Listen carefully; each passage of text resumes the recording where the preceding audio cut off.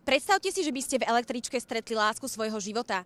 Nečakané stretnutie môže zmeniť nielen váš deň, ale i celú budúcnosť. On vystúpil na tej istej zástavke ako ja a v tej chvíli, neviem ani čo ma napadlo, ale som povedala, že muž môjho života a my sme spolu 5 rokov. Preplnená MHD nepredstavuje zrovna tú pravú romantiku, ale aj tu sa odohrávajú silné momenty, ktoré vám môžu zmeniť život. Zisťovali sme, či by aj ostatní mali toľko odvahy. Láska môjho života, akože ju stretnem a čo urobím, áno. Odpadnem. Stratím vedomie aspoň na pol hodinu. V uliciach sme stretli aj farmárovú ženu zo známej televíznej show. Ona síce nič podobné nezažila, ale vyrozprávala nám príbeh svojej spolužiačky. Ako nastúpila do MHD bez lístka, kde bol revizor. Jeden pán mal lístky 2, tak sa s ňou o jeden podelil.